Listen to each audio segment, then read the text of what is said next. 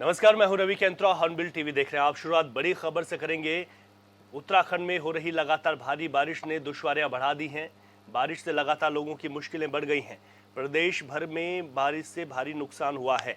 प्रदेश भर में अभी करीब 435 सड़कें पूरी तरीके से आवाजाही के लिए बंद हैं, जबकि 60 मुख्य मार्गों में से भी यहां पर बंद है। इसके अलावा 375 ग्रामीण सड़कें भी बंद हैं।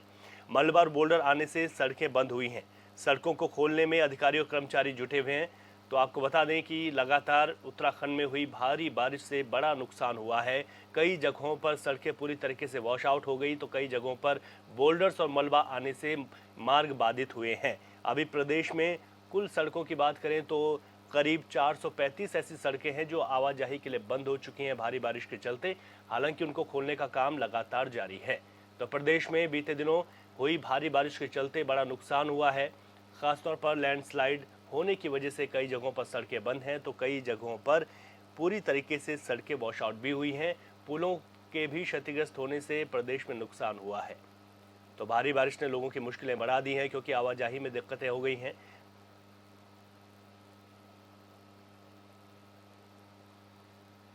अधिक जानकारी लेते हैं, हमारे संवाददाता अरुण सैनी फोन लाइन पर हमारे साथ हैं। अरुण, जिस तरीके से प्रदेश में भारी बारिश से नुकसान हुआ है, क्या कुछ आकलन कहता है और मौजूदा वक्त में क्या स्थिति है? जी रवि, बिल्कुल देखिए, अभी बीते 2 दिनों से जिस तरीके से लगातार प्रदेश में जो बारिश देखने को मिली उससे काफी नुकसान जो है प्रदेश में हुआ है और भूस्खलन और बोल्डर गिरने से जो है कई मार्ग बाधित हुए हैं। अभी तक की अगर स्थिति की बात की जाए तो करीब 400 से अधिक सड़कें अभी भी बाधित है, जिन्हें खोलने का लगातार काम किया जा रहा है। ऐसे में 60 मुख्य मार्ग और 300 से अधिक जो है वो राजमार्ग, मोटर मार्ग, पैदल मार्ग, इस तरीके से जो गाँवों से संपर्क जोड़ते हैं, इस तरीके के मार्ग जो है वो बाधित है। तो अभी तक की स्थिति फिलहाल ये है और ऐसे में कई जगहों पर भारी नुकसान भी हुआ है। ऐसे में लगातार जो है राहत बचाव कार्य भी किए जा रहे हैं जहाँ जहाँ पर इस तरीके की घटनाएं हुई है। तो अभी जो है लगातार जो मार्ग बाधित हुए हैं उन्हें खोलने का प्रयास भी किया जा रहा है और जी। किसी को कोई जो यात्री भी यहाँ पर पहुंचे उन्हें भी किसी प्रकार की कोई दिक्कत परेशानी का सामना न करना पड़े, इसके लिए भी लगातार जो है प्रयास असम प्रशासन के द्वारा किए जा रहे हैं। मुख्यमंत्री पुष्कर सिंह धामी ने सभी अधिकारियों को निर्देश भी दिए कि लगातार वो जो भी यात्री यहाँ पर पहुंचे हैं उनकी सुरक्षा व्यवस्था का पूरा ध्यान रखा जाए, या जो पर्यटक भी यहाँ पर पहुंच रहे हैं उन्हें भी किसी प्रकार की दिक्कतों का सामना न करना पड़े। इसके लिए मार्गों को सुचारू रूप से जो है सही किया जाए और मार्गों को जल्द से जल्द जो है खोलने का प्रयास वो किया जाए। तो इस तरीके से पूरा कार्य जो है फिलहाल वो चल रहा है। ठीक है अरुण, बहुत शुक्रिया तमाम जानकारी के लिए आपका।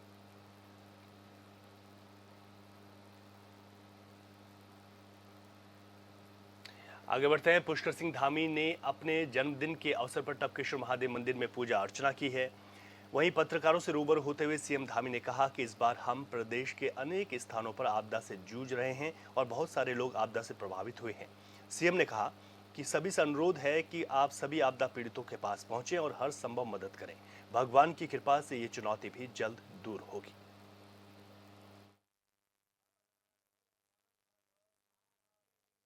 और मैंने सभी से अनुरोध किया है कि आज इस दिन सभी आपदा पीड़ितों के पास पहुंचें, उनको हर संभव मदद करें और उनके दुख में हाथ बटाएं, उनकी सहायता करें।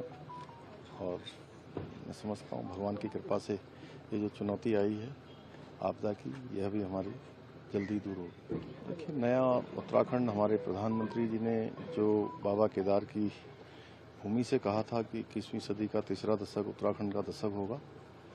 मैं भगवान से प्रार्थना करता हूं कि हमारे प्रधानमंत्री जी के उस शब्द चरितार्थ हों, धरातल पर उतरें और हर क्षेत्र में उत्तराखंड प्रगति के शिखर पर।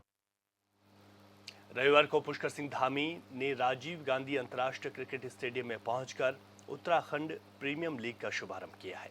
सीएम ने प्रीमियम लीग की ट्रॉफी का अनावरण कर प्रतिभागी खिलाड़ियों को शुभकामनाएं दी। इस मौके पर सीएम ने कहा कि उत्तराखंड प्रीमियम लीग जैसे प्रतियोगिताओं से हमारे प्रदेश के खिलाड़ियों को भी अपनी प्रतिभा दिखाने के नए अवसर प्राप्त होंगे, जिससे वे राष्ट्रीय और अंतर्राष्ट्रीय स्तर पर हमारे देश और प्रदेश का नाम रोशन कर सकेंगे।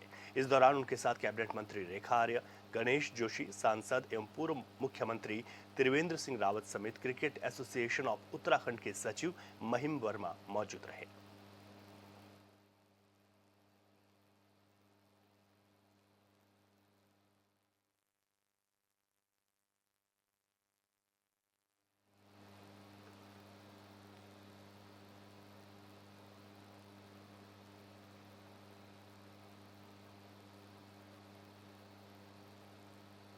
डीएम चंपावत नवनीत पांडे और एसपी अजय गणपति लोहाघाट ब्लॉक में पहुंचे, जहां पर लोहाघाट ब्लॉक के नेपाल सीमा से लगे दूरस्थ आपदाग्रस्त ग्राम मटियानी के नकेला तोक पहुंचे, जहां शुक्रवार को आई भीषण आपदा में मलबे में दबने से एक महिला और एक छात्र की मौत हो गई थी। आपदाग्रस्त क्षेत्र में डीएम नवनीत पांडे ने पीड़ित परिजनों से मुलाकात की और सभी प्रभावितों को हर संभव मदद का भरोसा दिलाया। इस दौरान डीएम ने मृतकों के परिजनों को आर्थिक सहायता राशि का चेक दिया। साथ ही कहा कि गांव के सभी एक बार फिर से स्वास्थ्य परीक्षण गांव के लोगों का कराया जाएगा। आगे डीएम ने कहा कि आपदा से हुए नुकसान का भी सर्वेक्षण किया जाएगा ताकि नुकसान का मुआवजा दिया जा सके।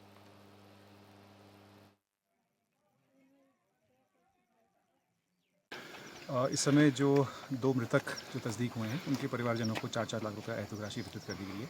जितने भी अन्य 12 परिवार हैं जिनका कि मकान जो क्षतिग्रस्त हुए हैं उनका भी जो है वो अधिकतम जो उनका मूल्यांकन होता है मकान क्षतिग्रस्त का 2 लाख रुपया वो उनको वितरित कर दिया गया है। इसके अतिरिक्त जो एहतियाती राशि है वो भी वितरित कर दी गई है और इनको कुछ अपने स्तर से भी यहाँ से तहसील स्तर से कुछ रेड क्रॉस के माध्यम से और कुछ स्थानीय स्तर के लोगों के सहयोग से राशन आदि की व्यवस्था की जा रही है। लोगों की मांग है कि उनका पुनर्वास किया जाए, तो हम लोग उसका एक दफ़ा जियोलॉजिस्ट से परीक्षण करा लेंगे और जहाँ भी उपयुक्त स्थान होगा वहाँ पर इनका पुनर्वास किया जाएगा। बीजेपी कार्यालय चंपावत में पार्टी जिला अध्यक्ष निर्मल महारा ने प्रेस कॉन्फ्रेंस की है, जिसमें उन्होंने कहा कि जिले के कई जगहों पर बीते दिनों हुई मूसलाधार बारिश से काफी नुकसान हुआ है। इसलिए बीजेपी कार्यकर्ता आपदाग्रस्त क्षेत्रों में घर घर जाकर नुकसान का जायजा लेते हुए सीएम पुष्कर सिंह धामी के जन्म दिवस को मनाएंगे। इस दौरान जिला अध्यक्ष ने राज्य सरकार की उपलब्धियों के बारे में भी जानकारी दी।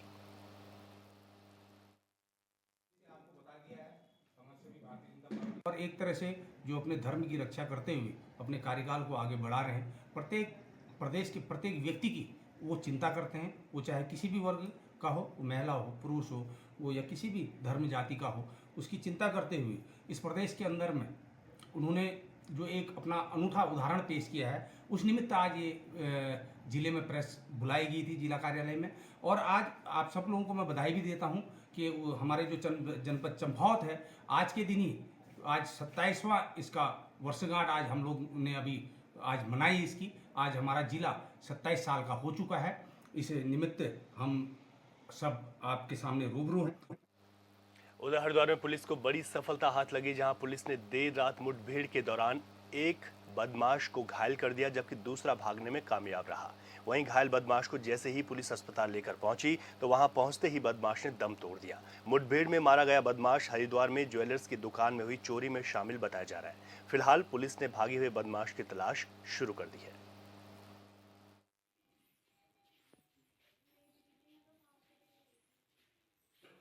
आज एक बाइक सवार 2 लोगों को रोकने के प्रयास में पुलिस से मुठभेड़ में बहादुराबाद थाना इंचार्ज और उसकी टीम के द्वारा इसमें कार्रवाई की गई थी, जिसमें जवाबी कार्रवाई में एक व्यक्ति जो घायल हुआ था उसको तत्काल हॉस्पिटल में लाया गया था, यहाँ से मृत घोषित किया गया। एक व्यक्ति अभी मौके से फरार होने से कामयाब रहा, उसकी अभी कॉम्बिंग हम लोग कर रहे हैं। जल्दी ही मुझे उम्मीद है कि हम उसकी भी अरेस्टिंग कर लेंगे। इस क्रम में मैं आपको ज़रूर ये बताना चाहूँगा कि ये जो व्यक्ति है इसकी शिनाख्त बिल्कुल जो ज्वालापुर डकैती में शामिल जो 5 लोग थे उसमें से एक के रूप में की गई है और इसके जो नाम और पता और उसके बारे में अभी हम कल तक आपको और अपडेट कर पाएंगे। देखिए, मैं आज तक अभी तक की सब कार्रवाई से बहुत संतुष्ट हूँ, क्योंकि पहले दिन से ही मुझे आश्वासन दिया गया कि हम इस डकैती का पूर्ण रूप से खुलासा भी करेंगे और बदमाशों को पकड़ेंगे भी और हमारे सामान की पूरी बरामदगी भी करा के दी जाएगी। अभी तक मैंने आज जो घटनाक्रम पे वहाँ देखा भी है कि मुझे मेरा सामान आइडेंटिफाई कराया गया है, तो उसमें भी मुझे कुछ सामान दिखाया गया है जो इनको बरामद हुआ उस मुजरिम से, तो वो मेरा है, मैं उसका पुष्टिकरण कर रहा हूँ। उसको मैंने देखा बहुत अच्छे से और आइडेंटिफाई करता हूँ मेरे ही सामान। उत्तराखंड में 4 धाम यात्रा एक बार फिर से जोर पकड़ने लगी है। यमुनोत्री और गंगोत्री में श्रद्धालुओं की संख्या एक बार फिर से बढ़ने लगी है। यमुनोत्री और गंगोत्री धाम में बीते दिन 7,000 से ज्यादा श्रद्धालुओं ने दर्शन किए हैं। साथ ही दोनों धामों में श्रद्धालुओं का आंकड़ा बढ़ता ही जा रहा है। इन दोनों धामों में इस यात्रा काल में श्रद्धालुओं का आंकड़ा 12 लाख की संख्या को पार कर गया है। इस बार दोनों धामों में हेली सेवाओं के जरिए भी बड़ी संख्या में तीर्थयात्री धामों में दर्शन के लिए पहुंचे हैं, जिसे देखते हुए प्रशासन ने भी सुरक्षा के कड़े इंतजाम किए हुए हैं।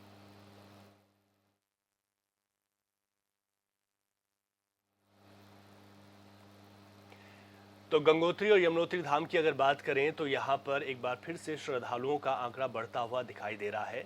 7,000 श्रद्धालु पिछले बीते दिनों इन दोनों धामों में पहुंचे हैं। तो ऐसे में यहाँ पर एक बार फिर से श्रद्धालुओं की संख्या में तेजी आई है। बीच में जब मानसून सीजन अपने चरम पर था तो उस वक्त श्रद्धालुओं की संख्या काफ़ी कम हुई थी, लेकिन अब एक बार फिर श्रद्धालु मां गंगा और यमुना के दर्शन करने के लिए दोनों धामों में पहुंच रहे हैं और ये संख्या धीरे धीरे बढ़ती जा रही है। ऐसे में अभी तक करीब 12 लाख श्रद्धालु ने यहाँ पर दर्शन किए हैं। ये माना जा रहा है कि अभी 2 महीने की यात्रा शेष है, तो ऐसे में ये आंकड़ा इस बार पिछले वर्षों के रिकॉर्ड को भी तोड़ सकता है।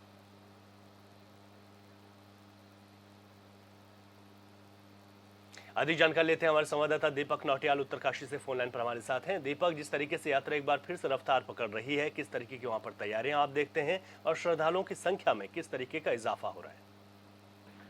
जी रवि, आपको बता दूं कि चार धाम यात्रा मानसून सीजन के बाद जो एक बार फिर जो है अपने चरम पर है और लगातार जो है गंगोत्री यमुनोत्री धाम में जो यात्रियों की संख्या में इजाफा हो रहा है। अगर गंगोत्री और यमुनोत्री की मैं बात करूं तो लगभग 6,000 से ऊपर जो है प्रतिदिन यहाँ पे लोग पहुंच रहे हैं। और जहाँ तक रही यात्रा की तैयारियों की बात, तो जिला प्रशासन ने जो समय जो है जो चार धाम यात्रा पे आने वाले श्रद्धालु हैं उनकी सुरक्षा के लिए जो है जो सड़कें हैं वहाँ पे जगह जगह जो है जेसीबी वगैरह लगवाई है। साथ ही साथ जो है मेडिकल की व्यवस्थाओं में भी इजाफा किया गया है ताकि जो आने वाले जो श्रद्धालु हैं उनको किसी भी प्रकार की कोई दिक्कत ना हो। जी ठीक है, बहुत शुक्रिया दीपक तमाम जानकारी के लिए आपका। आगे बढ़ते हैं। मुख्यमंत्री पुष्कर सिंह धामी के जन्म दिवस पर गंगोत्री धाम में तीर्थ पुरोहितों ने विशेष पूजा अर्चना की है और उनकी लंबी आयु की कामना भी। इस मौके पर सीएम धामी की ओर से तीर्थ यात्रियों को विशेष प्रसाद वितरित किया गया। उत्तराखंड में भोग कानून के साथ ही भूमि बंदोबस्त की मांग लगातार उठ रही है। स्थानीय लोगों के साथ ही अब जनप्रतिनिधि भी आवाज उठा रहे हैं। इस बार प्रदेश के पूर्व सीएम भगत सिंह कोश्यारी ने सख्त कानून की मांग की है। 1962 के बाद से अभी तक राज्य में भूमि बंदोबस्त नहीं हो पाया। उत्तराखंड में भूमि बंदोबस्त की मांग, पूर्व सीएम भगत सिंह कोश्यारी की मांग।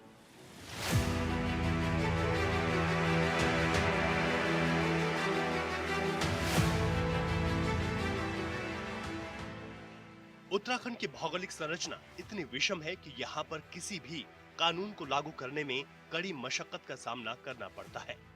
ऐसे ही कड़े कानून को लागू करने के लिए इन दिनों राज्य के लोग सड़कों पर उतर रहे हैं। राज्य में सशक्त भोग कानून की मांग जोर पकड़ने लगी है, जिसमें राज्य के भीतर लोग पड़ोसी राज्य हिमाचल की तर्ज पर सशक्त भोग कानून चाहते हैं। लेकिन राज्य को समझने वाले लोगों की बात करें तो भोग कानून से पहले भूमि बंदोबस्त करने पर जोर दिया है।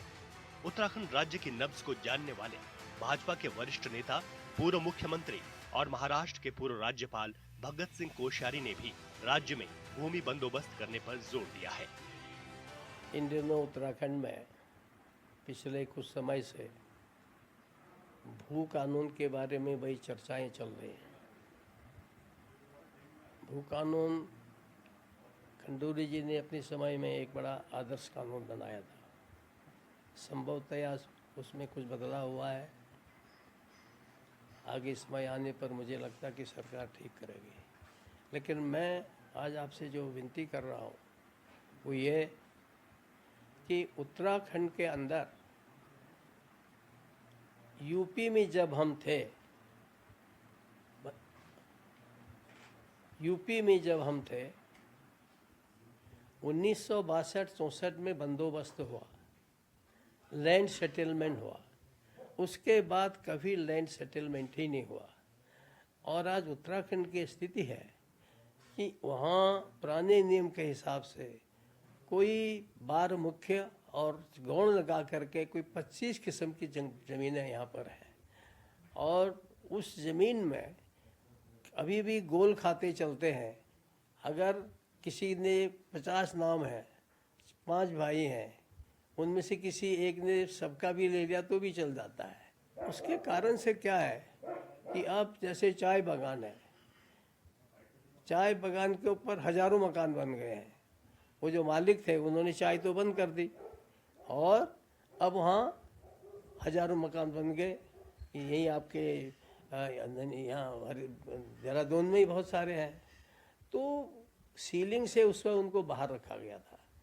अब उन्होंने सीमाओं का उल्लंघन कर दिया है। स्वाभाविक है कि वो सरकार में इन्वेस्ट होनी चाहिए, उसमें लिखा है, नियम है।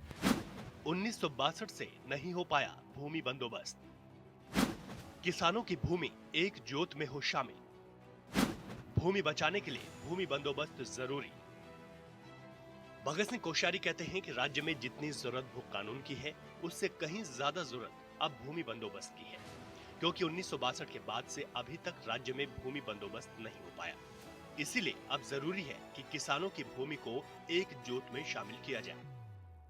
पहाड़ों पर किसानों की अलग अलग जगहों पर कृषि भूमि होती है, इसीलिए किसानों को कृषि योजनाओं का पूरा लाभ नहीं मिल पाता है। इसलिए किसानों को लाभ देने और पहाड़ों से भूमि बचाने के लिए भूमि बंदोबस्त होना जरूरी है। हमारे गांव में उस समय जो सर्वे हुई है, उस समय जो हमारा भूमि सेटलमेंट का सर्वे किया गया, तो उसमें खेत तो नीचे नाप माना गया, अर्थात मालिक का है, और खेत के पीछे का भेड़ा जो है वो सरकार का है। तो और इसी प्रकार से अब भेड़ा पीछे और खेत सरकार आदमी का। इसी प्रकार से हमारे उस समय अंग्रेजों के समय से और विशेष करके 1948 के बाद ये नियम बना कि हम जो गरीब लोग हैं गाँव में उनको गवर्नमेंट ग्रांट देंगे, क्योंकि गवर्नमेंट लैंड अलग थी, फॉरेस्ट की लैंड अलग थी, और लोगों की जो नाप ज़मीन थी, मेजर ज़मीन वो अलग थी। तो मेजर ज़मीन के अलावा जो ज़मीन सरकारी होती थी, जिसे सिविल भूमि कहते थे, उसमें से सरकार लोगों को मकान बनाने के लिए छोटा मोटा खेती करना तो 1 नाली 2 नाली देती थी। अब ऐसे ही गवर्नमेंट ग्रांट की कितने ही लैंड ऐसे हैं जिसमें बिना पूछे लोगों ने कब्जा कर रखा, छोटे छोटे बाजार उगाए हैं। तो एक जो भूमि की दृष्टि से भू कानून से भी पहले जो ज़्यादा जरूरी लगता है कि तत्काल हम सब लोगों को लैंड सेटलमेंट यानी भूमि बंदोबस्त करना चाहिए, क्योंकि नहीं तो अगर भूमि बंदोबस्त नहीं होगा तो आप चकबंदी भी नहीं कर सकते। हरीश रावत ने किया था कमेटी का गठन। कमेटी ने किया सर्वे, अंतिम निर्णय नहीं। भूमि बंदोबस्ती वो कानून के मायने नहीं। पूर्व मुख्यमंत्री भगत सिंह कोश्यारी ने तत्कालीन सरकार के समय इस भूमि बंदोबस्त को लेकर कार्य जरूर किया था, लेकिन धरातल पर नहीं उतर पाया। उसके बाद पूर्व मुख्यमंत्री हरीश रावत ने कांग्रेस सरकार के समय चकबंदी या भू कानून के लिए अपनी सरकार में कमेटी का गठन किया था। कमेटी ने सर्वे भी किया था, लेकिन सरकार उस पर भी अंतिम निर्णय नहीं ले पाई। इसीलिए आज जरूरत है कि राज्य में भू कानून बनाने से पहले भूमि बंदोबस्त किया जाए। बाहरी लोगों की घुसपैठ पर भी पूर्व सीएम कोश्यारी ने कहा कि भू कानून से पहले भूमि बंदोबस्त का होना जरूरी है। बिना भूमि बंदोबस्ती के भू कानून के कोई मायने नहीं है। पूर्व सीएम ने कहा कि डेमोग्राफिक चेंज भी राज्य के लिए बेहद संवेदनशील विषय है। अब भूमि बंदोबस्त नहीं है तो ये जो कानून की बात हमारे बहुत से लोग बोलते हैं वो भी बेकार हो जाएगा।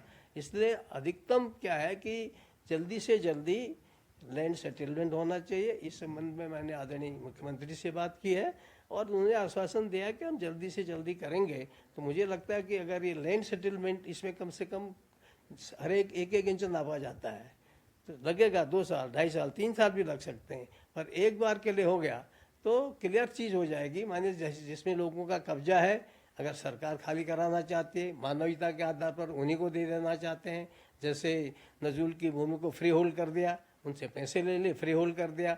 तो ये उनके जो लोगों के दिमाग में हर समय खतरा भी बैठा रहता है, डर भी बैठा रहता है। अधिकारी कर्मचारी भी नीचे डरा डरा करके और गलत ढंग से उपयोग करते हैं।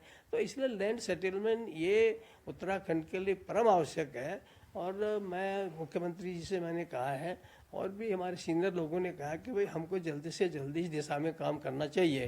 तो मुझे लगता है कि ये लैंड सेटलमेंट अगर शुरू हो गया तो प्रदेश में हमारी बहुत सारी समस्याएं हल होंगी।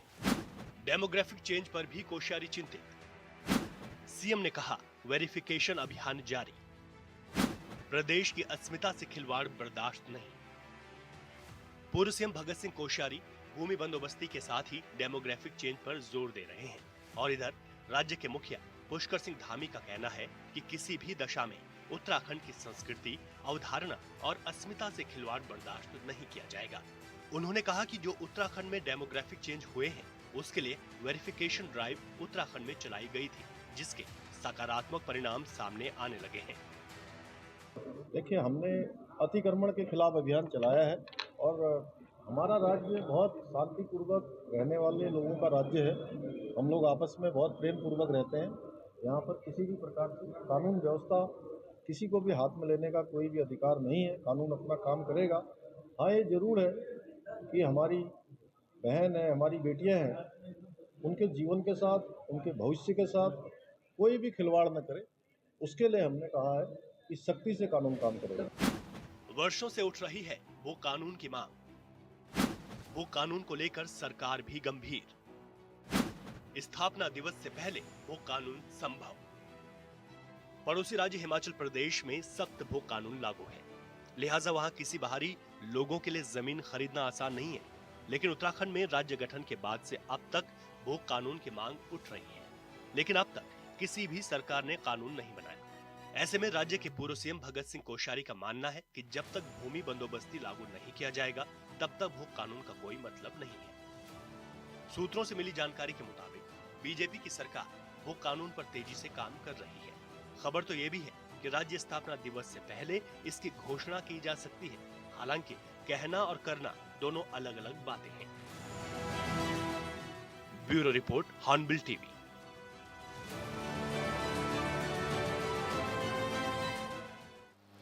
और इस बुलेटिन में अभी के लिए इतना ही। खबरों से अपडेट रहें और देखते रहे हॉर्नबिल टीवी। इजाजत दीजिए, नमस्कार।